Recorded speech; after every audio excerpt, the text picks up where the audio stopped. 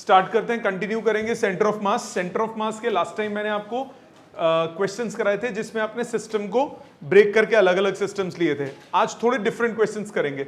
लिखो question. From a circular disc, from a circular disk of radius 10 centimeter, a small disk of radius 6 centimeter is cut out from the corner.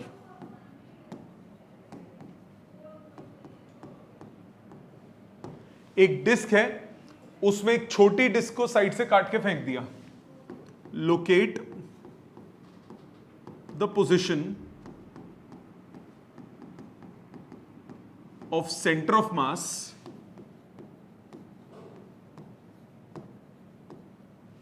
Of remaining disc. जो disc बच गई उसका centre of मास निकालना है। ऐसी situation है, ये बड़ी डिस्क है, इस बड़ी डिस्क में से एक छोटी डिस्क काट के साइड में फेंक दी। ये एक छोटी डिस्क को हमने कट करके साइड में फेंक दिया। रिमेनिंग डिस्क का सेंटर ऑफ मास निकालना है। सिचुएशन समझ में आ गई? ये सेंटर है ओवरऑल,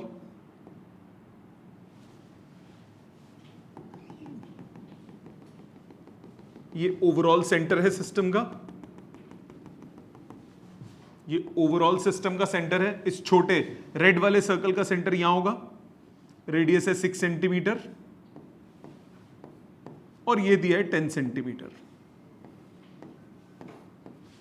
सिचुएशन सबको क्लियर है? पहले तो ये बताओ, हमें सेंटर ऑफ मास किसका निकालना है? रिमेनिंग डिस्क का। इस रेड वाले सेक्शन को कट कर दिया है, तो रिमेनिंग डिस्क कौन सी हुई? रिमेनिंग डिस्क हुई ये वाला सेक्शन, ये सेक्शन। इस सेक्शन का हमें सेंटर ऑफ मास निकालना है। इस सेक्शन का हमें सेंटर ऑफ मास निकालना है। किसका सेंटर ऑफ मास निकालना है? ये बात क्लियर हो गई। तो सेंटर ऑफ मास जो हमें निकालना है वो निकालना है इस सेक्शन का। इसके दो तरीके करके दिखाऊंगा, एक पहले थोड़ा लंबा, फिर शॉर्ट में निपटाएंगे। सिचुएशन तो क्लियर है? ये एनसीईआरटी का बैक एक्सरसाइज का क्वेश्चन है। नंबर्स आगे पीछे हो सकते हैं पर क्वेश्चन यही है। अब मैं क्या कर सकता हूं, इस पूरी बड़ी डिस्क को मान सकता हूं कि दो डिस्क्स का कॉम्बिनेशन है। What I can consider, we can consider, we may take bigger disc as a combination of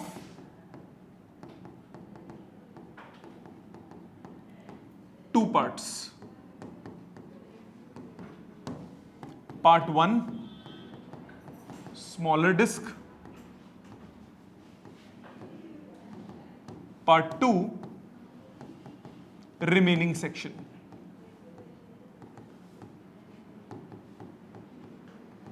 That is shaded portion.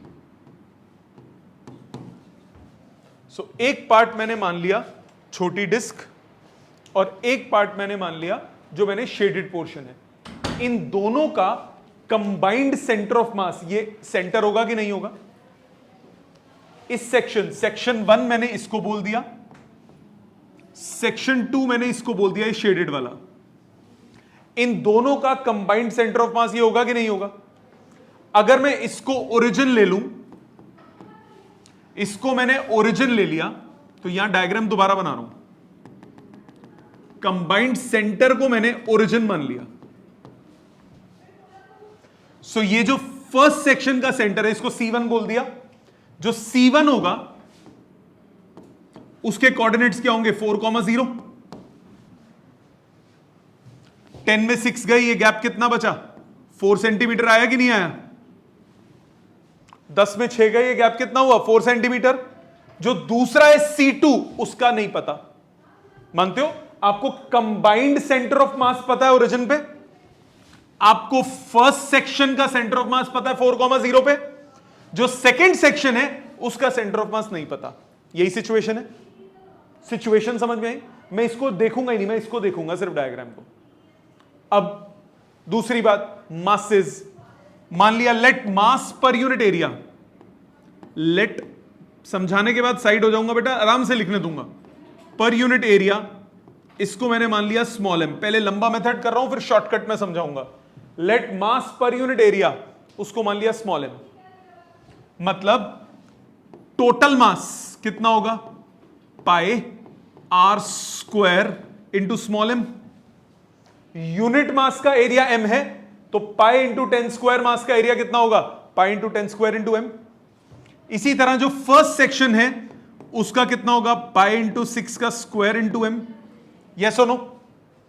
मतलब जो रिमेनिंग पोर्शन है उसका कितना होगा? टोटल में से आप फर्स्ट को माइनस कर दो, यह आ जाएगा pi into 10 square minus 6 square into M. Solve करके आएगा pi into 8 square into M. Yes और नो? आपको x कॉमा y पता है 0,0।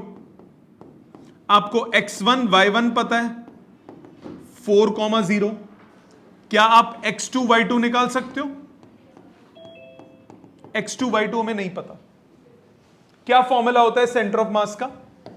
x कोऑर्डिनेट का formula m1 x1 plus m2 x2 upon m1 plus m2। x coordinate centre of mass का क्या है? 0। x coordinate centre of mass का क्या है? 0। m1 कितना है? m1 है पाई इंटू 6 का स्क्वायर इंटू एम। x1 कितना है?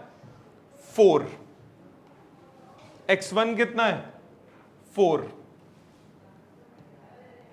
प्लस m2 कितना है? पाई इंटू 8 का स्क्वायर एम। x2 मुझे नहीं पता, upon total mass m। Cross multiply 0 is equal to pi into 6 का square into m into 4 plus pi into 8 का square into m into x2। Rearrange करके x2 निकाल लो।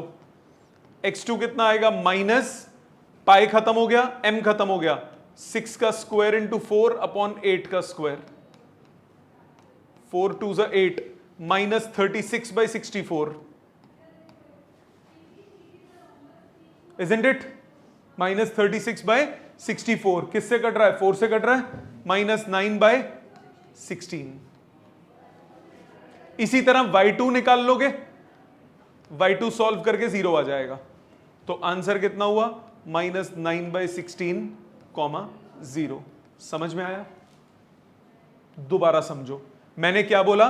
मैंने बोला ये जो पूरी डिस्क है, इस पूरी डिस्क को मैंने दो हिस्सों में डिवाइड कर दिया, एक ये छोटी डिस्क और एक ये रिमेनिंग पोर्शन। इन दोनों का combined centre of mass origin मान लिया। फर्स्ट का सेंटर ऑफ मास मुझे पता है, सेकंड का नहीं पता। सबके मासेस निकाले, मास पर यूनिट एरिया को मैंने m बोल दिया, तो फर्स्ट सेक्शन का मास क्या हो गया? पाई इंटू 6 का टोटल मास कितना हो गया? पाई इंटू 10 का स्क्वायर m। फर्स्ट सेक्शन का मास कितना हो गया? पाई इंटू 6 का स्क्वायर m। रिमेनिंग कितना हो गया? दोनों को सबट्रैक्ट कर देंगे। कोऑर्डिनेट्स, ओवरऑल सेंटर ऑफ मास के कोऑर्डिनेट क्या हो गए? 0,0। C1 के कोऑर्डिनेट क्या हो गए? 4,0। C2 के x2 y2 मान लिए, निकाल सकते हो x2 y2। ठीक है, इसको करने का दूसरा मेथड, इसको करने का दूसरा method, please turn over. Next method ध्यान दो, ये ओरिजिन माना था, total centre of mass, combined centre of mass. First वाले का सेंटर ऑफ मास ये रहा, ये था 4,0, ये यूनिट्स हो गए 4। सेकंड का सेंटर ऑफ मास मुझे नहीं पता, होगा तो इसी लाइन पे ना, तभी तो सेंटर ऑफ मास बीच में कहीं आएगा। ये D1 हो गया, D2 मुझे नहीं पता। आपको याद है लास्ट क्लास में बताया था M1 D1 equal to M2 D2। 2 particle system में चलता है, ये 2 पार्टिकल्स हैं, बीच में एक सेंटर ऑफ ग्रेविटी है, सेंटर ऑफ मास है। मास कितना है? M1 की वैल्यू पाई इंटू 6 का square into m into D1 है 4, M2 कितना? पाई इंटू 8 का square into m into d2, पाई और m कट गए, d2 की वैल्यू आ गई 6 का स्क्वायर इंटू 4 बाई 8 का स्क्वायर। ठीक है, पीछे भी यही आया था, 8 का स्क्वायर 16 है ना वो। ठीक है, एक मिनट, मैंने कैलकुलेशन में गड़बड़ की। ऊपर कितना है 36 माइनस 36, नीचे 16 है, so minus 9/4, so minus 9/4, 0 minus 9/4, 0। सो इसमें कितना आया, इसमें भी सेम चीज 9/4, क्योंकि इसमें तो डिस्टेंस वैल्यू वाइज निकाल रहे हो ना, उसमें साइन के साथ आया कि लेफ्ट साइड पे, इसमें हम लेफ्ट साइड कंसिडर करके कर रहे हैं। तो आपकी कॉल है, जैसे मर्जी करो, मेथड समझ में आता है। तो ये कटिंग वाले क्वेश्चंस का करने का ये तरीका है। एक बार दोबारा कटिंग वाले क्वेश्चन का, एक बार दोबारा, पूरे सर्कुलर डिस्क का मैंने मास ले लिया, छोटे डिस्क का मास लिया, दोनों को सबट्रैक्ट करूंगा, ये रिमेनिंग शेडेड पोर्शन का मास आ गया। शेडेड पोर्शन का सेंटर ऑफ मास निकालना है, कंबाइंड सिस्टम का सेंटर ऑफ मास आपको पता है, इस सेक्शन का सेंटर ऑफ मास आपको पता है, रिमेनिंग का सेंटर ऑफ मास आपको निकालना है। x1 y1 पता है, xy पता है, x2 y2 निकालना है। समझ में आई बात? क्लियर अच्छे से? प्लीज इसको तमीज से लिखिए। ये इस चैप्टर का, इस टाइप का one of the most important question है, one of the most important question. ऐसा अभी एक और करूंगा मैं क्वेश्चन, नंबर्स थोड़े डिफरेंट लेके एक और करूंगा। पहले आप इसको लिखिए, कोई स्टेप नहीं आता तो अभी पूछ लीजिए, इसमें करेक्शन कर लीजिए। गलती से मैंने 8 से 64 लिख दिया था, 16 है। ठीक है, लिख लीजिए प्लीज यहां तक। नेक्स्ट एक और देखते हैं इस पे बेस्ड। अब ये मैंने सर्कल किया, सपोज करो एक और क्वेश्चन इस टाइप का आपको बोला जी सर, इसमें आंसर 9/4 आया और पीछे -9 आया। बेटा अभी आपको आपने शायद सुना नहीं बेटा, आपको अभी थोड़ी देर पहले क्या बताया था, -9/4 इसीलिए आया था क्योंकि वो लेफ्ट साइड पे हमने साइन कन्वेंशन के साथ कोऑर्डिनेट निकाले थे। यहां हम लेंथ निकाल रहे हैं, सिर्फ लेंथ और कोऑर्डिनेट में साइन का फर्क हो जाएगा ना। ठीक है, ध्यान दो इधर। Next, from a square disc of side 4 meter, a small disc of side 2 meter is cut out from the corner. From corner, find location of center of mass of remaining section, remaining square. जो बच गया उसका centre of मास निकालना है। अब आप distance की form में भी निकाल सकते हो, उसमें भी। दोनों से करता हूं, सामने देखिए, आपके पास ये स्क्वायर दिया हुआ है, इस स्क्वायर में साइड है 4 मीटर, ये सेंटर बीच में बनाओ, एक छोटा स्क्वायर कॉर्नर से 2 मीटर साइड का हमने कट कर दिया, तो बच क्या गया, रिमेनिंग पोर्शन कितना हुआ, ये रिमेनिंग पोर्शन हुआ। मैंने इस सेक्शन को कट करके बाहर कर दिया, वो रिमेनिंग सेक्शन हुआ। मानते हो? अब पहले हम इसको डिस्टेंस वाले कंसेप्ट से करते हैं। ध्यान दो, ये कंबाइंड सेंटर ऑफ मास हो गया 0,0। मैंने मान लिया पूरे का मास, लेट मास पर यूनिट एरिया, इसको बोल दिया स्मॉल m, तो टोटल मास हो गया 16m। फर्स्ट सेक्शन का मास, ये फर्स्ट सेक्शन बोल दिया, ये सेकंड सेक्शन बोल दिया। फर्स्ट सेक्शन का मास हो गया 4m, सेकंड सेक्शन का मास हो गया 12m। दोनों को सबट्रैक्ट करके, मानते हो? दोनों को सबट्रैक्ट करके। अब जरा ध्यान देना, ये कंबाइंड सेंटर ऑफ मास है 0,0। पहले मैं सेंटर ऑफ मास से करता हूं, फिर मैं डिस्टेंस से कर देता हूं, या पहले कैसे करूं बोलो, जैसे मर्जी, दोनों से करता हूं। इसका सेंटर ऑफ मास बिल्कुल मिडल में होगा। कोऑर्डिनेट्स का होंगे, यहां होंगे कोऑर्डिनेट्स, ये कोऑर्डिनेट्स कितने होंगे, इसका सेंटर ऑफ मास C1 बोल दिया। ये कोऑर्डिनेट्स कितने होंगे, 1, -1। यस और नो? ये ओरिजिन है 2 मीटर है, तो 1, -1 इसके कोऑर्डिनेट्स हो गए। सो सी के कोऑर्डिनेट्स है 0 0, C1 के कोऑर्डिनेट्स हो गए 1, -1, C2 के हमें क्या करने हैं, कोऑर्डिनेट्स निकालने हैं, यही सिचुएशन है, C2 के कोऑर्डिनेट्स निकालने हैं। तो सबसे पहले फॉर्मूला लगाओ, x1 y1 ये हो गया xy, ये हो गया x1 y1, x का formula m1 x1 plus m2 x2 upon m1 plus m2, value डालो, x कितना है 0, m1 कितना है 4m, x1 कितना है 1, m2 कितना है 12m, x2 हमें निकालना है, अपॉन टोटल मास है 16m, m कॉमन निकल के खत्म, 16 वैसे ही खत्म हो गया, 4 -4 इज इक्वल टू 12 x2, तो x2 कितना आ गया -1/3, मानते हो, x2 आ गया -1/3। इसी तरह y2 निकालने के लिए y कोऑर्डिनेट यूज करोगे, y कोऑर्डिनेट कितना हुआ m1 y1 plus m2 y2 upon m1 plus m2, मानते हो ये बात, y कोऑर्डिनेट कितना हुआ m1 y1 plus m2 y2 upon m1 plus m2, value डालो, y कोऑर्डिनेट हमें y कोऑर्डिनेट 0 है, m1 की वैल्यू कितनी है 4m, y1 की वैल्यू -1, m2 की वैल्यू 12m, y2 हमें निकालना है, नीचे वाला क्रॉस मल्टीप्लाई होकर खत्म, तो y2 कितना आया, y2 कितना आया 1/3। सो कोऑर्डिनेट्स कितने हुए -1/3, 1/3, मानते हो।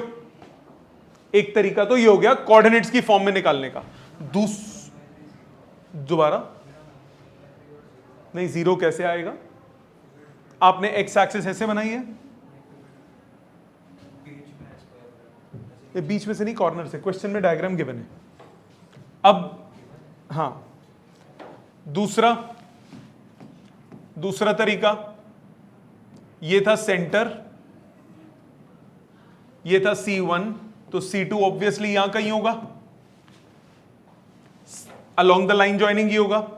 अब जो C1 है उसका डिस्टेंस कितना होगा, ये ध्यान दो, ये 1, इसका डिस्टेंस कितना है, ये 1, तो ये डिस्टेंस कितना है √2, ये डिस्टेंस हमें निकालना है। क्या formula, m1 d1 is equal to m2 d2। m1 कितना था, m1 4m, m1 कितना था 4m इंटू d1 कितना है √2, m2 कितना है 12m, d2 हमें निकालना है, m से m कैंसिल, d2 कितना आ गया √2/3 मीटर्स। ये डिस्टेंस की फॉर्म में आया। दोनों मेथड्स ठीक हैं, दोनों समझ में आ गए, पक्का। एक तुम्हें दूं करने के लिए, ऐसा करोगे, लॉजिकली समझ में आ गया ना। लिखो, एक क्वेश्चन लिखो, ये कर लो पहले, फिर एक क्वेश्चन लिखो। From a circular disc of radius capital R, another disk of radius capital R/2 is cut out from the corner, जैसे पहले किया वैसा ही है, from corner, locate position of center of mass of remaining disk।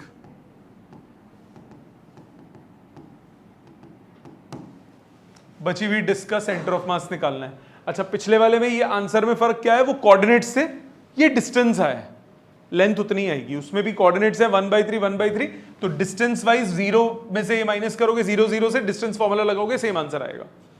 ठीक है, ये वाला copy कीजिए और फिर इसको अटेम्प्ट कीजिए, आपके पास 2-4-5 मिनट का समय है। दोनों ठीक है बेटा, बिल्कुल छोड़ सकते हो। सामने ध्यान दीजिए, अप्रोच देखिए इसकी। आपके पास ये सर्कुलर डिस्क है ऑफ रेडियस R। आपने एक और डिस्क इसमें से कट कर ली,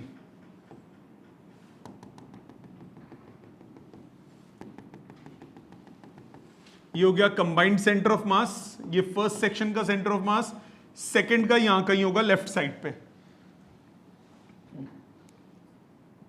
रेडियस आर, ये हो गया r/2।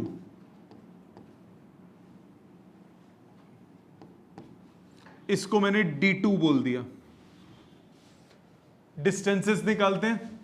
Total mass pi r square into small m। Let m is mass per unit area. Mass per unit area को कैपिटल एम स्मॉल एम मान लिया। टोटल मास हो गया pi r square m। First section का mass हो गया pi r/2 का square into m। Yes और नो? सेकेंड सेक्शन का मास कितना हुआ? सेकेंड सेक्शन का मास हुआ, टोटल मास में से फर्स्ट का माइनस कर दो, 3/4 पाई r स्क्वायर m। ये होगा सेकेंड सेक्शन का मास। मानते हो बेटा?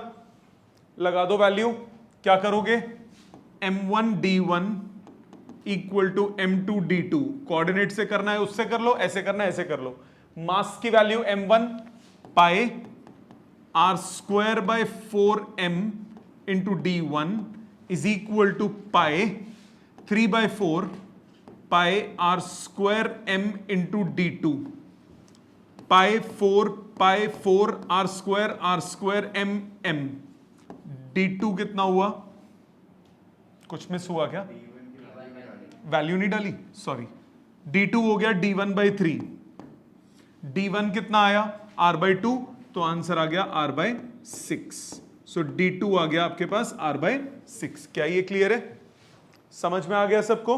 अप्रोच क्लियर हो गई? ऐसे कटिंग वाले क्वेश्चंस कैसे करते हैं? ऑनलाइन सबको अप्रोच क्लियर है बेटा? अच्छा जी, अब आ जाते हैं नेक्स्ट वैरायटी पे। तो अभी हमने कौन कौन सी वैरायटी पढ़ी? सबसे पहले करा 2 मास वाला, फिर दूसरी क्लास में किया n पार्टिकल सिस्टम में वेलोसिटीज एक्सेलरेशन भी उसमें इंट्रोड्यूस की। आज हमने किया कटिंग वाला, अब हम करेंगे इंटीग्रेशन वाला। इंटीग्रेशन वाले में कैसे होता है? अगर मास यूनिफॉर्मली डिस्ट्रीब्यूटेड ना हो, अभी तक यूनिफॉर्म डिस्ट्रीब्यूशन था ना, अब मास यूनिफॉर्मली डिस्ट्रीब्यूटेड नहीं है। मतलब ये बॉडी है, जैसे इधर से कम, इधर इसका मास कम है, इधर मोटी हो गई, तो इधर मास की वैल्यू कम है, आगे मास की वैल्यू धीरे धीरे सेम एरिया में बढ़ती जा रही है। तो ये क्या हो गया? Non uniform distribution. इसका अगर सेंटर ऑफ मास निकालना हो तो हम यूज करेंगे इंटीग्रेशन। कैसे यूज करेंगे? Let's see. सबसे पहले आपको याद होगा डिस्ट्रीब्यूटेड मासेस के लिए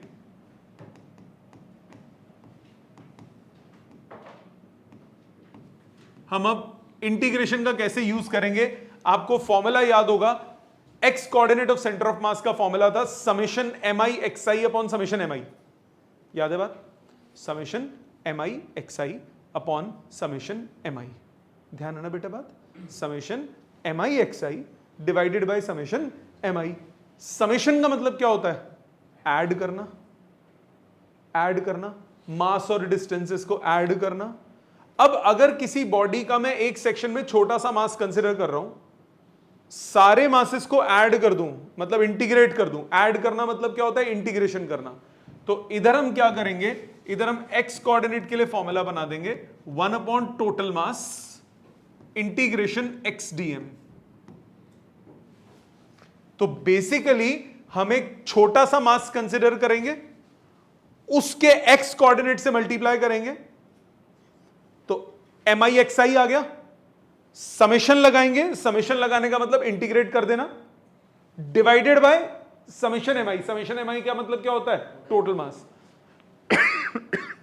ठीक है, इवैल्यूएट अभी करके दिखाऊंगा क्वेश्चंस में, it will be more clear. और देखो, ये तो x कोऑर्डिनेट के लिए हुआ, y कोऑर्डिनेट के लिए 1/m integration of y dm।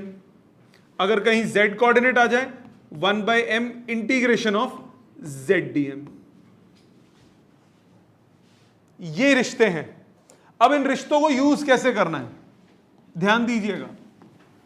मैं क्वेश्चन की फॉर्म में इंटरप्रेट करके दिखा रहा हूं। क्वेश्चन लिखिए, क्वेश्चन साथ साथ। locate the position of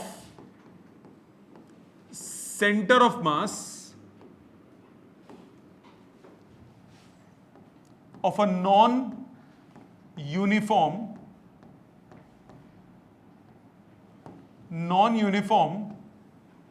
rod of length L, non-uniform rod of length L, given that linear mass density of rod depends on distance x from one end of the rod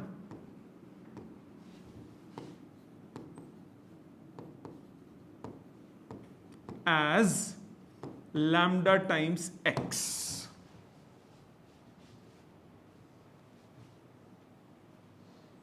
ठीक है, आपको ये रिश्ता दिया हुआ है। कैसा बम्ब क्वेश्चन है। कुछ टर्म्स मैंने यूज की यहां पे, लिखने का भरपूर समय मिलेगा, फोकस पहले सामने। मैंने एक टर्म यहां यूज की, linear mass density. Linear mass density का मतलब क्या होता है? लीनियर मास डेंसिटी का मतलब होता है, लीनियर मास डेंसिटी का मतलब है मास पर यूनिट लेंथ। अगर बॉडी यूनिफॉर्म होती, 1 मीटर का अगर 1 kg मास होता तो हाफ मीटर का हाफ kg होता, 5 मीटर का 5 kg होता, वो यूनिफॉर्म हो गया। अब यहां पे लीनियर मास डेंसिटी एक्स पे डिपेंडेंट है। मतलब अगर मैं 1 सेंटीमीटर देखूंगा तो वहां पे मास डेंसिटी कुछ है, 2 सेंटीमीटर दूर देखूंगा मास डेंसिटी बढ़ जाएगी, 10 सेंटीमीटर दूर देखूंगा मास डेंसिटी और बढ़ जाएगी, क्योंकि एक्स पे डायरेक्टली डिपेंडेंट है। जितनी ज्यादा मास डेंसिटी मतलब उतना ज्यादा यूनिट लेंथ में मास है। तो एक मैं इसका एक रफ सा डायग्राम बना लेता हूं। ये रॉड है जी मेरे पास, ये रॉड है, इधर रॉड x इक्वल टू 0 हो गया, ये इधर रॉड का मास कम कम है, जैसे से आगे जा रहा हूं रॉड मैसिव बनती जा रही है, क्योंकि लैम्डा जो मास डेंसिटी है वो x पे डिपेंडेंट है। कहने का मतलब कि अगर मैं x डिस्टेंस दूर बात करूं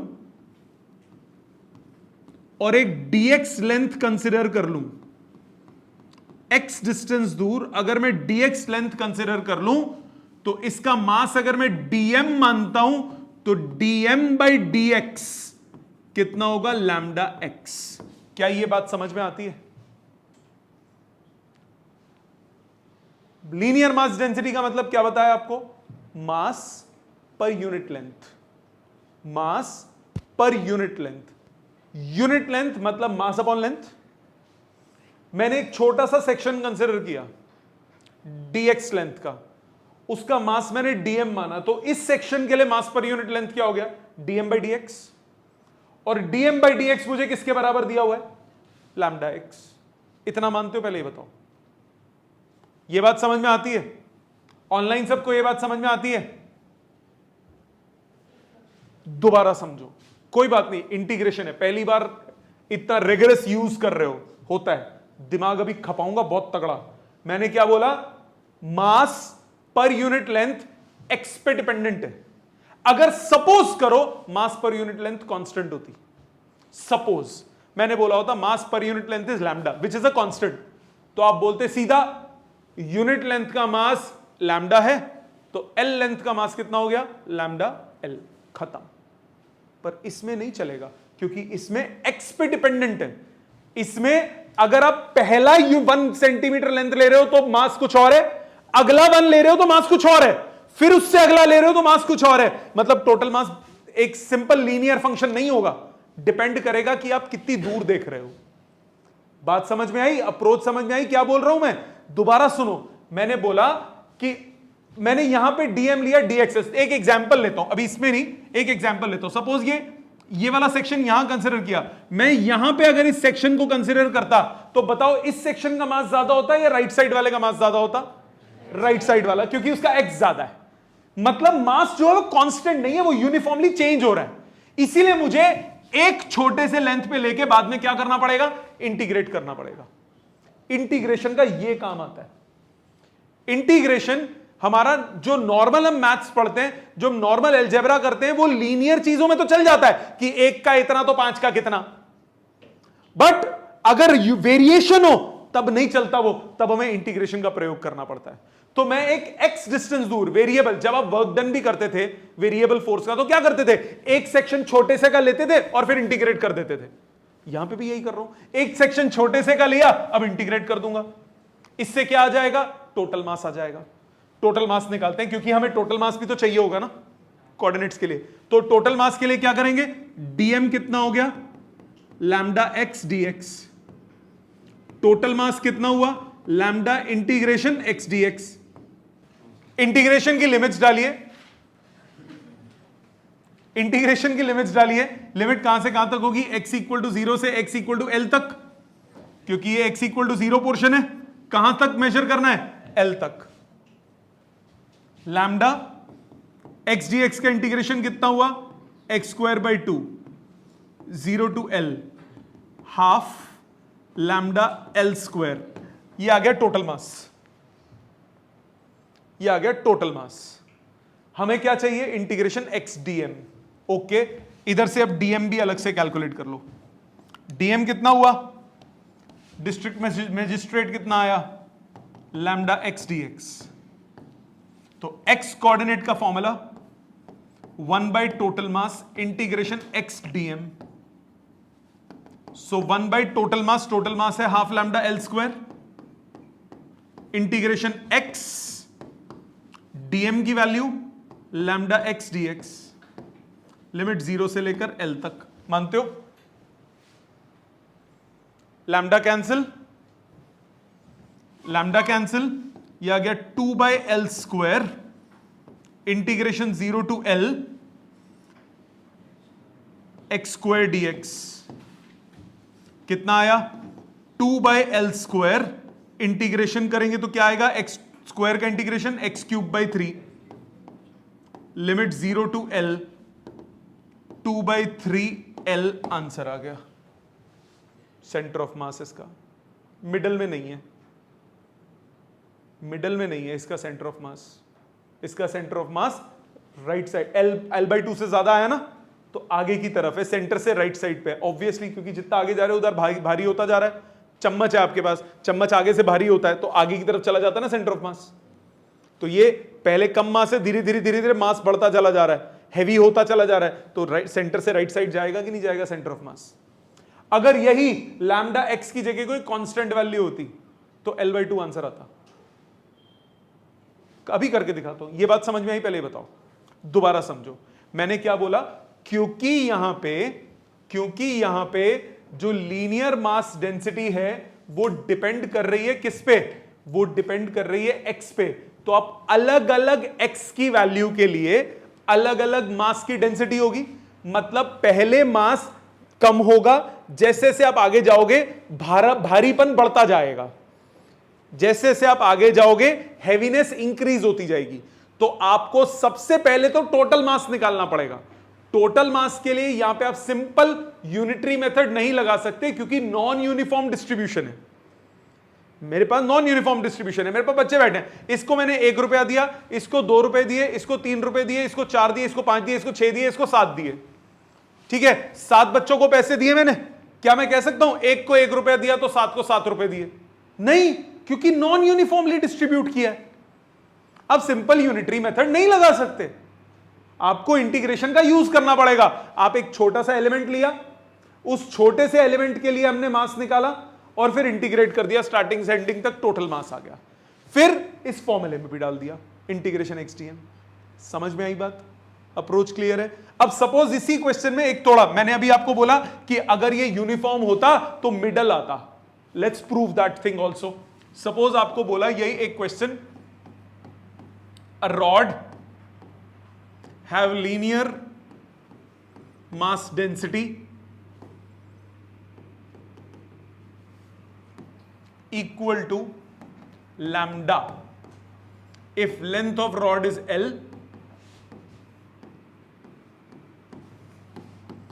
then locate the position of center of mass। आपके स्कूल में ये क्वेश्चन कराया था रजिस्टर में, ठीक है, कांस्टेंट वाला। इस कांस्टेंट वाले में क्या करेंगे, ये रॉड है जी, लेंथ है L।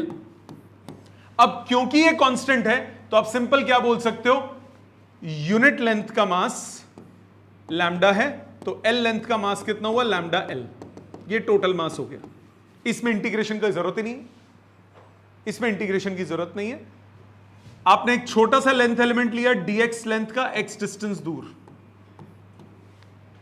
इसका मास कितना होगा, dx लेंथ का मास होगा लैम्डा dx, होगा कि नहीं? dx लेंथ का मास होगा लैम्डा dx, dx लेंथ का मास कितना होगा, लैम्डा dx। तो x कोऑर्डिनेट निकालना है तो क्या करोगे, 1 by total mass integration x dm, so 1 by lambda l integration x की वैल्यू लैम्डा, x की वैल्यू x डिस्टेंस दूर देखा था, और dm की वैल्यू लैम्डा dx, लिमिट 0 से l तक, लैम्डा से लैम्डा कट गया, 1 बाय l x dx का integration x square by 2, limit 0 to l, 1 by l into l square by 2, answer आ गया l बाय 2। मिडल में आया कि नहीं आया? अब इसी क्वेश्चन को एक और फॉर्मेट में भी पूछ सकता है, बिल्कुल सेम क्वेश्चन है, देखो पूछने के तरीके डिफरेंट हो जाते हैं जी। इसी क्वेश्चन को पूछने का एक और तरीका भी है, यही सेम आंसर आएगा बट वर्डिंग्स क्वेश्चन की बदलेंगी, स्टेप्स थोड़े से बदलेंगे। आपको बोला a rod have mass capital M and length capital L, locate position of centre of mass.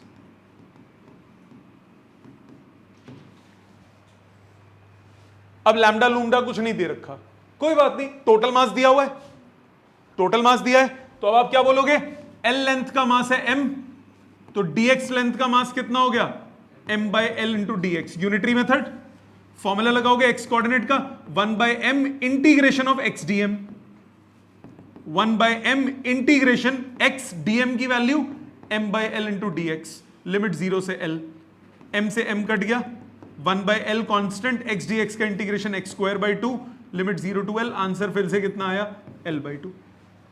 Same question है, इसमें पूछना किसी और तरीके से था, इसमें क्वेश्चन किसी और तरीके से पूछा, इसमें आपको मास डेंसिटी गिवन थी, इसमें मास डेंसिटी नहीं गिवन, टोटल मास गिवन है।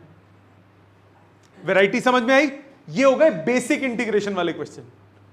अब एडवांस्ड वाले करेंगे, ये बेसिक फुद्दू पोपट क्वेश्चन हैं, अब एडवांस्ड करेंगे। पहले इतना लिखिए, इसमें कोई स्टेप नहीं समझ में आता अभी पूछिए। Next, centre of mass of semi circular ring,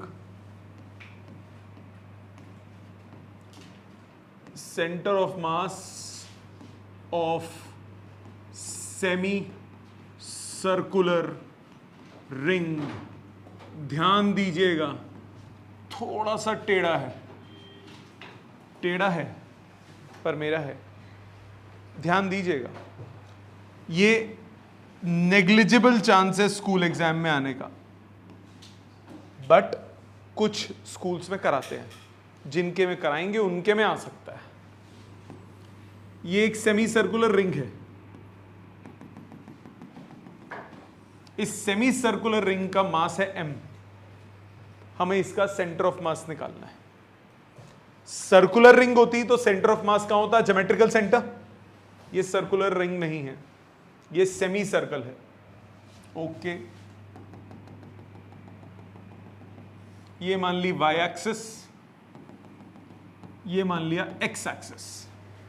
ध्यान से समझिएगा बेटा, y एक्सिस और x एक्सिस मान लिया। नाउ इसमें मास है m, so mass of pi R length कितनी है? Capital M। सेमी सर्कल की लेंथ कितनी होती है? Pi R. तो पाई आर लेंथ का मास कितना है? Capital M। तो मास ऑफ यूनिट लेंथ कितना हो गया? M by pi R. Unit length का मास इतना हुआ। मैंने क्या किया, यहां एक छोटा सा लेंथ एलिमेंट कंसिडर कर लिया,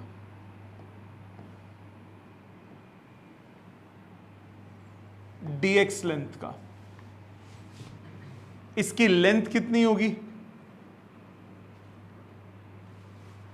dx लेंथ है, मान लिया ये सेंटर पे, मान लिया ये सेंटर पे, थोड़ा बड़ा करके बना रहा हूं ताकि दिख जाए आपको और मेरे को भी। ये dx लेंथ की विड्थ मान ली, सेंटर पे मान लिया ये d थीटा एंगल सबटेंड कर रहा है।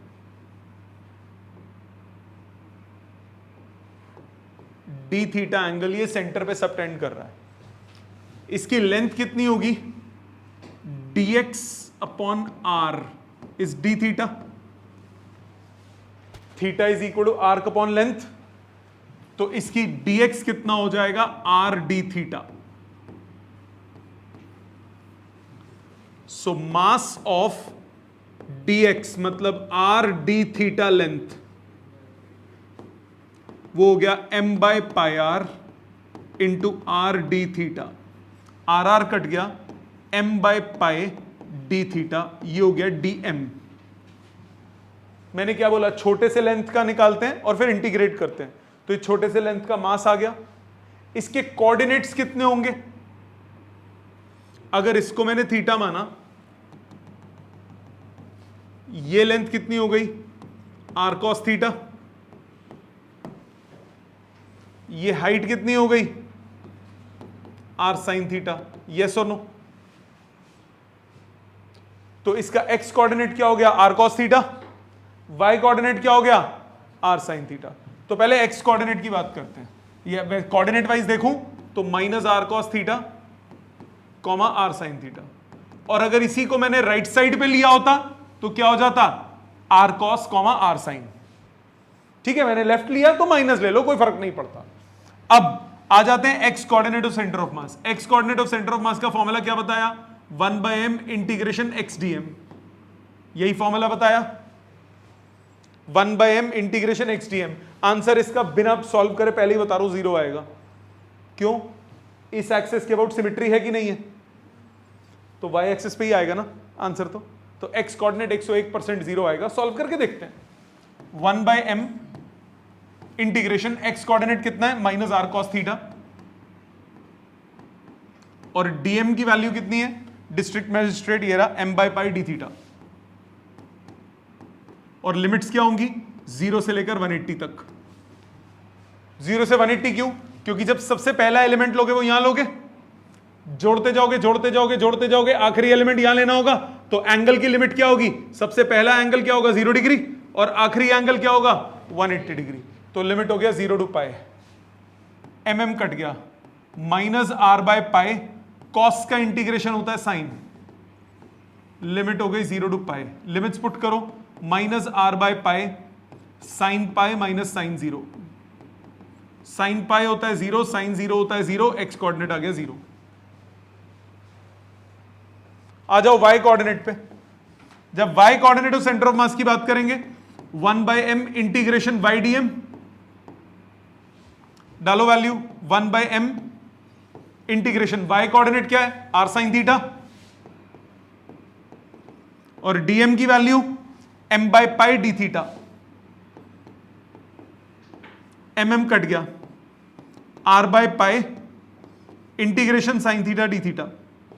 Limit 0 to pi. साइन का इंटीग्रेशन क्या होता है? Minus cos. So minus cos, तो y कोऑर्डिनेट आया r by pi minus cos theta limit 0 to pi, minus बाहर ले लो, minus are by pi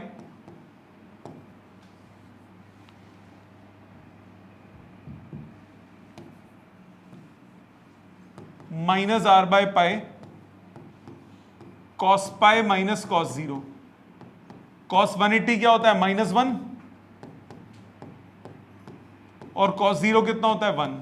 answer आ गया 2r बाय पाई। तो इसके जो कोऑर्डिनेट्स होंगे सेंटर ऑफ मास के वो हो गए 0, 2r बाय पाई।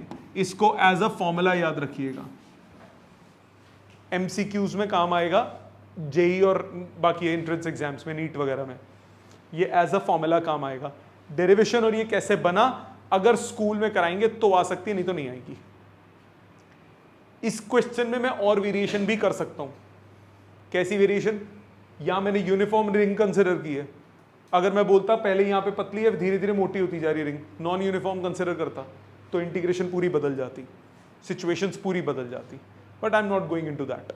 अभी मैं आपको इतना करा रहा हूं कि आपका एटलीस्ट बेस क्लियर हो जाए। अप्लाई अगर आप एंट्रेंस के क्वेश्चंस करना चाहो तो अब आप कर सकते हो। ये समझ में आया? ये है रिंग। अब हम करेंगे डिस्क, सेमी सर्कुलर डिस्क, उस पे आएंगे। पहले इसको लिखो, एक बार दोबारा समझो मैंने किया क्या। मैंने एक छोटा सा लेंथ एलिमेंट लिया, उसका मास निकाला सबसे पहले, वो हो गया dm। फिर इंटीग्रेशन करके integration 1/m integration x dm solve कर लिया। फिर बोल रहा हूं rotational motion is one of the toughest chapter of the entire class 11th। इसकी एक भी क्लास मिस करना, अगली क्लास में क्वेश्चन मार्क लग जाना होता है दिमाग में। तो कृपा करके इसकी क्लासेस मत मिस करो। मैं बड़ा डिटेल में बेसिक्स के साथ करा रहा हूं। आपने होमवर्क नहीं किया या क्लास मिस की, आगे का पूरा चैप्टर उड़ जाएगा। तो प्लीज, बहुत मेहनत वाला चैप्टर है ये, बहुत मेहनत वाला। इसको तमीज से करो सब कुछ, ठीक है? लिखिए इसको, फिर सेमी सर्कुलर डिस्क पे चलते हैं। नेक्स्ट, अगला है, अगर आपको निकालना हो सेमी सर्कुलर डिस्क का सेंटर ऑफ मास। अभी हमने रिंग का निकाला, सेंटर ऑफ मास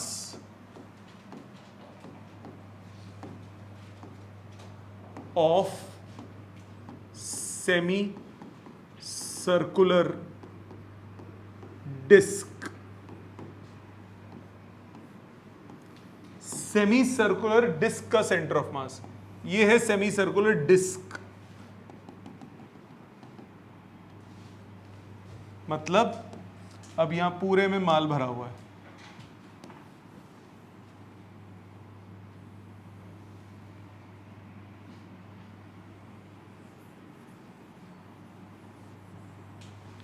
पूरे में सामान भरा हुआ है, ठीक है?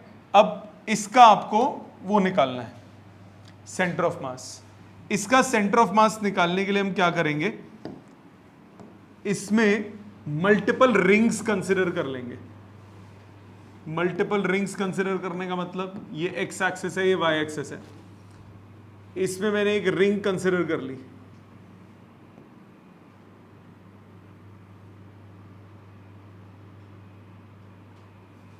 सेंटर से x डिस्टेंस दूर, सेंटर से x डिस्टेंस दूर एक रिंग कंसिडर कर ली, और इस रिंग की विड्थ मान ली dx। तो ये जो रिंग कंसिडर की, इस रिंग की विड्थ मान ली dx, और ये कहां कंसिडर की, सेंटर से कितना दूर, x डिस्टेंस दूर। सेंटर से x डिस्टेंस दूर एक छोटी सी विड्थ कंसिडर कर ली, dx विड्थ। अब इसका मास निकालना है। टोटल मास है कैपिटल M। तो आप पहले बोलोगे, पहले तो इसका एरिया निकाल लोगे, area of ring, semi circular ring.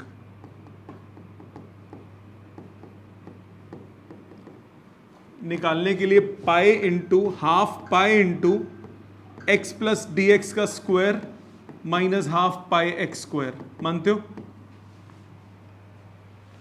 Outer पूरा कंसिडर करके एरिया निकाला, अंदर वाला एरिया माइनस कर दिया। कितना हुआ ये? हाफ पाई कॉमन ले लिया, x square plus d x का square plus 2x dx minus x square. X square से एक्स स्क्वायर कट गया, dx का स्क्वायर नेग्लेक्ट कर दिया, 2 से 2 कट गया, पाई एक्स dx बचा। आप डायरेक्टली भी निकाल सकते हो, सेमी सर्कल की लेंथ क्या होती है, पाई आर, तो यहां पे रेडियस कितना है x, तो सेमी सर्कल की लेंथ हो गई पाई एक्स और विड्थ हो गई dx, length into breadth. Curvature थोड़ा सा नेग्लेक्ट कर दें तो पाई एक्स dx। तो अब यूनिटरी मेथड से पहले इसका वो निकालते हैं, मास।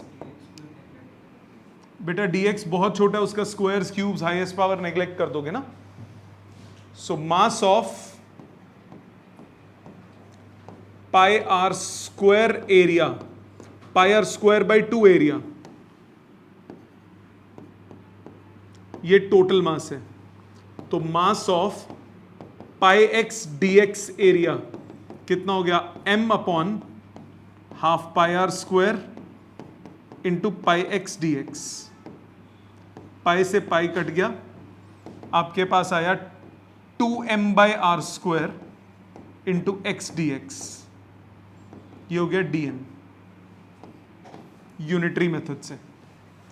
हाफ पाई आर स्क्वायर होता है सेमी सर्कल का area, half pi are square area का मास है capital M। So pi x D x का कितना हो गया, m upon this into pi x D X. Unitary method में यही करते हो, dm आ गया आपके पास। अब आ जाओ x कोऑर्डिनेट पे। x कोऑर्डिनेट क्या होता है, 1 by m integration x dm, वो आ गया 0। क्यों 0, क्योंकि x की वैल्यू क्या थी, 0। इसका सेंटर ऑफ मास कहां है, 0, twice of radius by pi. y coordinate क्या हो गया, 1 by m integration y dm, 1 by total mass integration y की value 2x by pi into dm की value 2m by R square into x D X. Ring का centre of mass कहां होता है, 0,2r by pi. तो यानी इस ये जो छोटी रिंग कंसिडर की, इसका सेंटर ऑफ मास कहां हो गया, 0,2x बाय पाई। यस और नो, तो 0 यूज किया तो आंसर ऊपर वाले में 0 आ गया।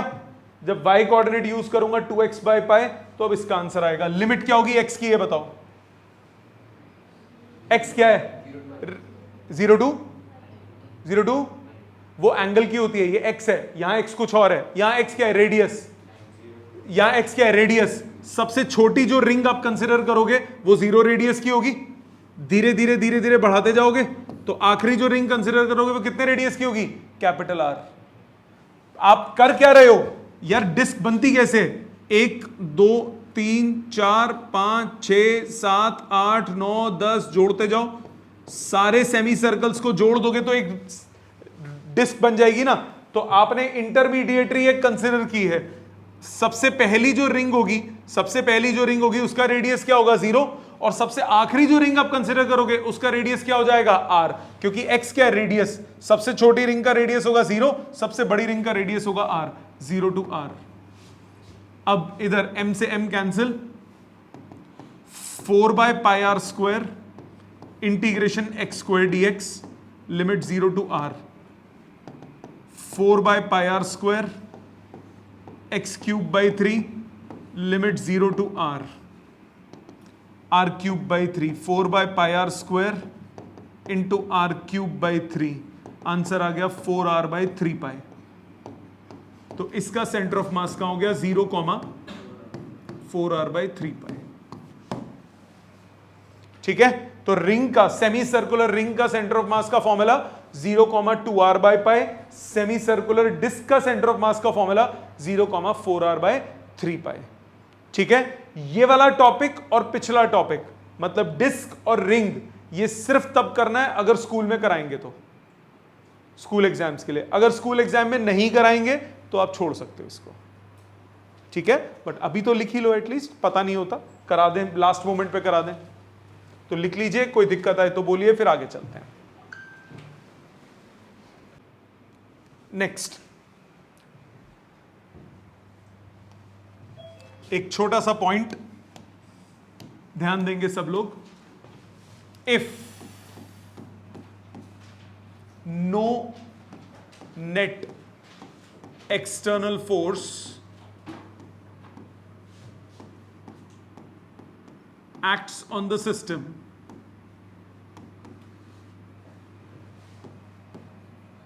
किसी सिस्टम पे एक्सटर्नल फोर्स अगर नहीं लगेगी देन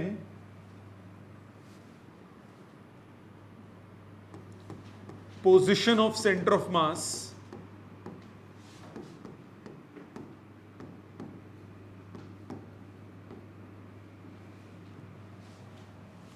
नहीं, पोजीशन नहीं, then velocity of centre of mass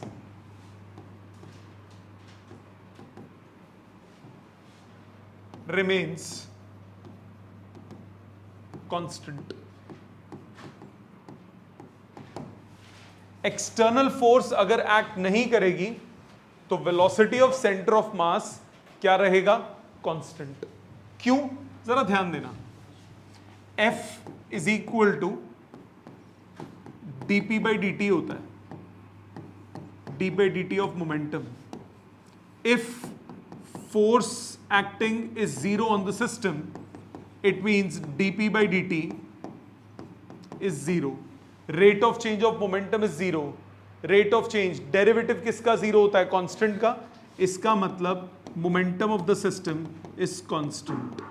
Momentum conserved रहेगा, मतलब mass into velocity of center of mass ये constant रहेगा, मतलब velocity of center of mass ये रहेगा constant.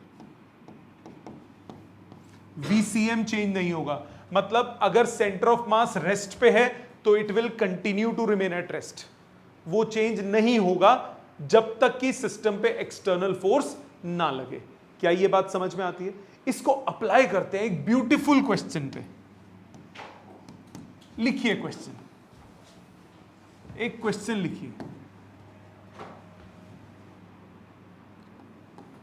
To boys of mass 20 kg and 40 kg are sitting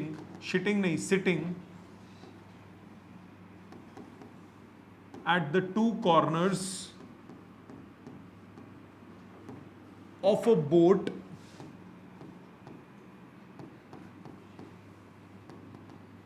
having mass 100 kg. एक boat है, एक नाव है, दो बॉडीज, दो बच्चे, 20 किलो का, 40 किलो का, लॉरेन एंड हार्डी दो एंड्स पे बैठे हुए हैं बोट में, बातें कर रहे हैं. अचानक से उन्हें माता चढ़ी, बोलते हैं हम रास्ता अपनी सीटें बदल देंगे. If the boys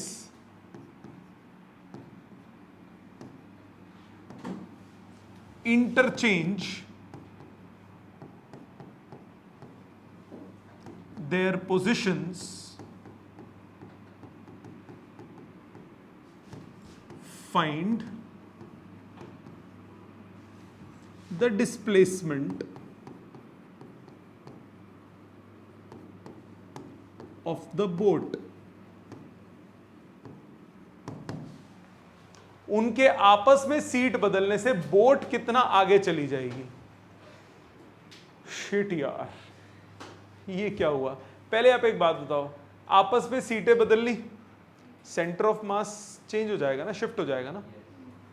मैं 20 किलो का, एक दूसरा 40 किलो का, मैं सिर्फ 20 किलो का, मैं छोटा था तब की बात कर रहा हूं. मैं 20 किलो का, सामने एक 40 किलो का, एक बोट 100 किलो की, मोटी बोट. अब उस हम तीनों का कंबाइंड सेंटर ऑफ मास कहीं पे, हम दोनों ने अपनी सीटें बदल ली, सेंटर ऑफ मास भी तो चेंज हो जाएगा. But centre of mass move तो नहीं करना चाहिए, क्योंकि बेटे ओवरऑल तो हो गया. अब एक बात बता, ये 1 किलो की बॉडी है, 2 किलो की बॉडी है, सेंटर ऑफ मास 2 kg के क्लोजर होगा ना. अब 2 इधर चला गया तो सेंटर ऑफ मास भी तो इधर चला जाएगा. But centre of mass move नहीं करना चाहिए क्योंकि एक्सटर्नल फोर्स नहीं लग रही. सेंटर ऑफ मास अपनी जगह पे रहना चाहिए. इसका मतलब बोट हिल जाएगी क्योंकि सेंटर ऑफ मास वहीं पे रहेगा. सेंटर ऑफ मास वहीं रहेगा और उसकी पोजीशन चेंज हो गई, मतलब बोट ही अपने आप को चेंज कर लेगी। खुद सोच, ये मैं 20 किलो, खुश तो हो ही सकता हूं, मैं 20 किलो या 40 किलो, सेंटर ऑफ मास उस 40 किलो के पास होगा, ठीक है, सेंटर ऑफ मास उस 40 किलो के पास होगा।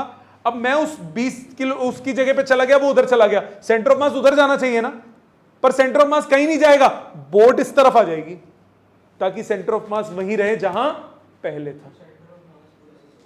सेंटर ऑफ मास पूरे सिस्टम का, एक्सटर्नल फोर्स तो नहीं लग रही ना, सिस्टम नहीं हिल रहा, हाँ सिस्टम हिल रही है, पर सेंटर ऑफ मास तो उसी पोजीशन पे रहा जहां पहले था। Velocity of centre of mass will not change, it will be zero, it was initially zero, it will remain zero. Velocity of centre of mass, centre of मास कहीं पे है उन तीनों सिस्टम का, बाद में भी वही रहेगा। एक डायग्राम में देखो, आपको बोला ये बॉडी है, ये बोट है, ये 20 किलो का बेबी, ये 40 किलो का बेबी। बोट की लेंथ नहीं given, given length of boat 2 metre, ये मिडल में 100 किलो का बोट। इसका मैं पहले एक गलत डायग्राम में वो बना रहा हूं, सिर्फ रफ, यहां सेंटर ऑफ मास है, भारी की तरफ होगा ना। अब मैंने बोला 40 किलो इधर आ गया, 20 किलो इधर चला गया, 40 किलो इधर चला गया, 20 किलो इधर चला गया, सेंटर ऑफ मास 40 के क्लोजर होगा, तो मतलब 40 इधर होगा, सेंटर ऑफ मास अभी भी वहीं रहेगा, 20 इधर चला जाएगा। तो यानी कि बोट तो आगे चली गई ना, तभी तो ऐसा होगा कि सेंटर ऑफ मास पहले जाए अभी भी वहीं हो। सेंटर ऑफ मास की पोजीशन वहीं रहनी चाहिए, centre of mass should not move, this is centre of mass, this is centre of mass, it will remain at same position. Overall centre of mass I am talking about, right? ये बात समझ आई? अब इसको approach कैसे करते हैं? Approach ऐसे करते हैं, सेंटर ऑफ मास के सिस्टम को अप्रोच कैसे करेंगे, इसमें चेंज को। मान लो ये 20 किलो या 40 किलो, मान लो ये सिस्टम x डिस्टेंस आगे चला गया, सेंटर ऑफ मास नहीं बना रहे, सेंटर ऑफ मास नहीं बना रहे, ये 100 kg था। मान लिया कि ये बोट x डिस्टेंस आगे चली गई, x डिस्टेंस आगे चली गई, 20 किलो का बेबी यहां आ गया, 40 किलो का बेबी यहां आ गया, 100 किलो यहां पे रहा। मानते हो? नाम दे देते हैं, नामकरण कर देते हैं, ये M1 ले लिया, ये M2 ले लिया और इसको M3 ले लिया। तो M1 मैंने माना 20 किलो, M2 मैंने माना 40 किलो और M3 मैंने माना 100 kg। M1 की पोजीशन में कितना चेंज आया? राइट साइड को मैंने पॉजिटिव ले लिया। M1 की पोजीशन में कितना चेंज आया? पहले यहां था, अब यहां चला गया, तो कितना चेंज आया? बोट की लेंथ है 2 मीटर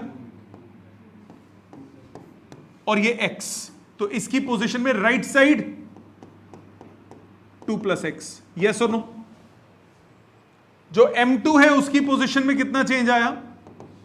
लेफ्ट साइड, ये भी 2 था, लेफ्ट साइड 2 - x, तो नेगेटिव ऑफ 2 - x, यस और नो? सेंटर ऑफ मास में कितना चेंज आया? Right side, centre of mass नहीं, ये बोट के सेंटर में वो कितना आगे चला गया? x डिस्टेंस आगे, प्लस ऑफ x, यस और नो? समेशन mi(xi) का सम कितना होगा? 0 चेंज में। So since there is no change in position of centre of mass, मतलब summation mi into delta xi कितना होगा? 0। पहले जो m1 x1 plus m2 x2 plus m3 x3 है, अभी भी वही होना चाहिए ओवरऑल। सेंटर ऑफ मास तभी तो सेम जगह रहेगा, मतलब चेंज कितना हुआ? 0। मतलब 20 into this plus 40 into x - 2 plus 100 into X is equal to 0। Add करो 20 40 160 एक्स प्लस 40 माइनस 80 कितना हो -40, राइट साइड जाके प्लस 40, तो x कितना हुआ 1/4 मीटर। बोट राइट साइड चली जाएगी 1/4। बाई चांस मैं गलती से उल्टा ले लेता, आंसर -1/4 आता, तो बोट कितनी डिस्प्लेस होगी 1/4 ऑफ अ मीटर से डिस्प्लेस हो जाएगी। समझ में आया? बहुत इंपॉर्टेंट क्वेश्चन है, एग्जाम में इस टाइप का आता है, असाइनमेंट में मिलेगा आपको एक और क्वेश्चन ऐसा। Logically clear? दोबारा सुनो, मैंने क्या बोला कि सिस्टम है, बोट पे 3-4 लोग हैं। अब कई बार होता है, कभी आप नोटिस करना, आप बोट पे बैठे हो और आप पेरेंट्स के साथ बैठे हो, सीट बदलना, बोट हिल जाएगी अपनी जगह से। क्यों हिलती है? सेंटर ऑफ मास वही रहेगा उसका, पोजिशनिंग मास की चेंज होगी, तो अगर तो सेंटर ऑफ मास हिल जाता वो बोट हिल जाती, बट क्योंकि बोट अगर रेस्ट पे है, आप सीट चेंज करोगे, सेंटर ऑफ मास जहां था वहीं रहेगा। तो पहले आपकी मम्मी के पास था सेंटर ऑफ मास, अभी भी उन्हीं के पास रहेगा, बोट हिल जाएगी।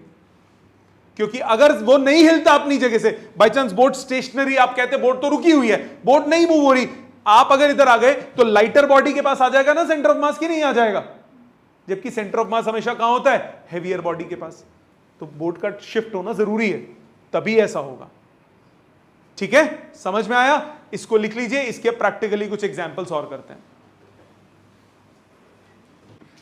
इसके और कॉन्सेप्ट देखिए, यही वाला VCM इक्वल टू कांस्टेंट वाला, ये एग्जाम में आते हैं 1 मार्कर क्वेश्चंस में। Examples of centre of mass,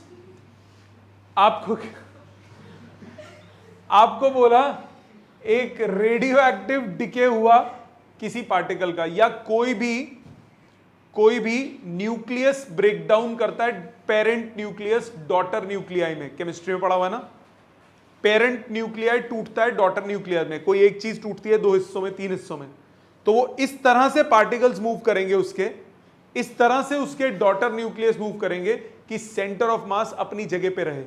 मतलब अगर एक मास है, उसके 2 हिस्से हुए 1:4 की रेशो में, तो 1 वाला ज्यादा तेज चलेगा और 4 वाला उल्टी डायरेक्शन में चलेगा, ताकि ओवरऑल सेंटर ऑफ मास हमेशा कहां रहे?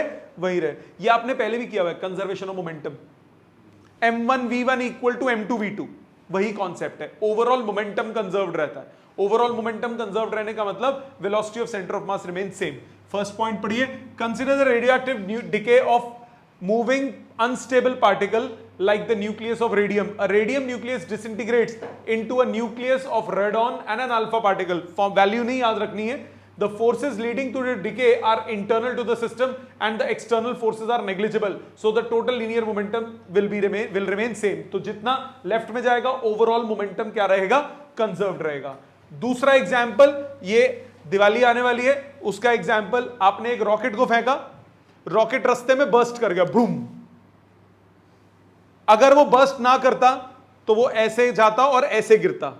अब अगर वो रास्ते में सपोज इसी पोजीशन पे बर्स्ट कर गया, तो उसके जो फ्रैगमेंट्स होंगे वो इस तरह से मूव करेंगे कि उसके सेंटर ऑफ मास का पोजीशन, उसके सेंटर ऑफ मास का मोशन यही रहे जो उसका ओरिजिनल था, क्योंकि एक्सटर्नल फोर्सेस से बर्स्ट नहीं हुआ, वो इंटरनल फोर्सेस से बम फटा उसमें।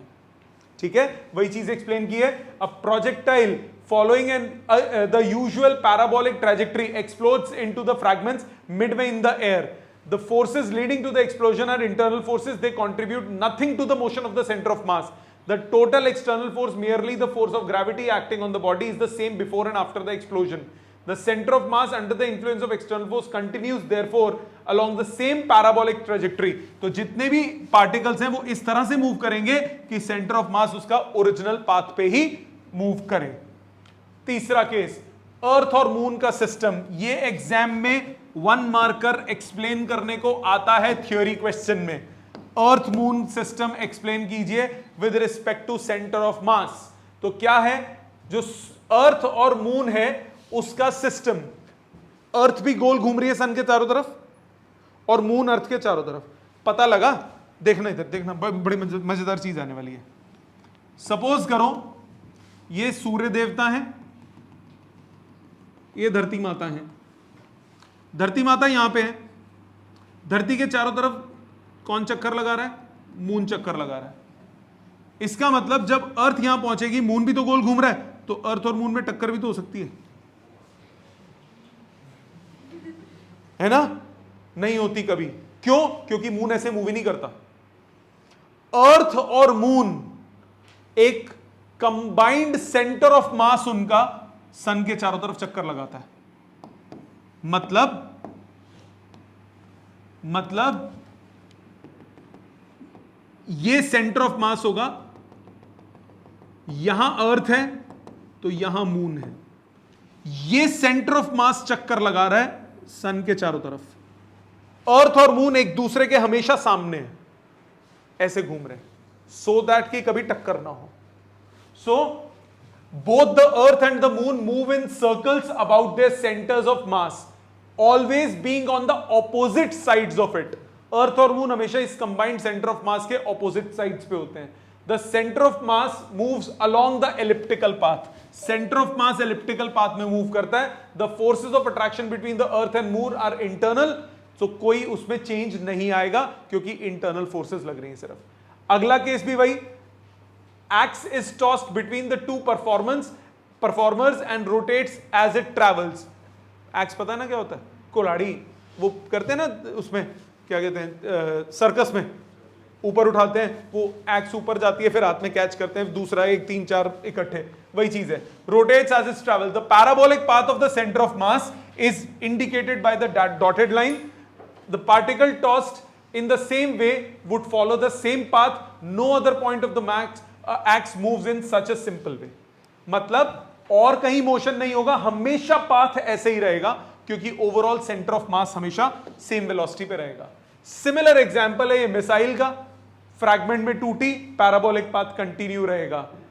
बाइनरी स्टार सिस्टम, ये भी वही चीज है। जो अर्थ और मून है ये एक बाइनरी सिस्टम है, ये एक बाइनरी सिस्टम है। बाइनरी सिस्टम का मतलब पेयर। ये दोनों कंबाइंड सिस्टम सन के चारों तरफ गोल चक्कर लगा रहे हैं, इंडिविजुअली नहीं चक्कर लगा रहे, दोनों का कंबाइंड सिस्टम। इसको बोलते हैं बाइनरी स्टार सिस्टम। ठीक है, वही चीज यहां पे एक्सप्लेन की हुई है। अब आ जाते हैं आज के होमवर्क पे। छोटा सा होमवर्क है, ज्यादा मैं देता नहीं। न्यूमेरिकल्स आपको करने हैं of centre of mass next class तक। सेंटर ऑफ मास के जितने भी न्यूमेरिकल्स हैं वो आपको अटेम्प्ट करने हैं बाय नेक्स्ट क्लास। ठीक है जी, थैंक यू वेरी मच।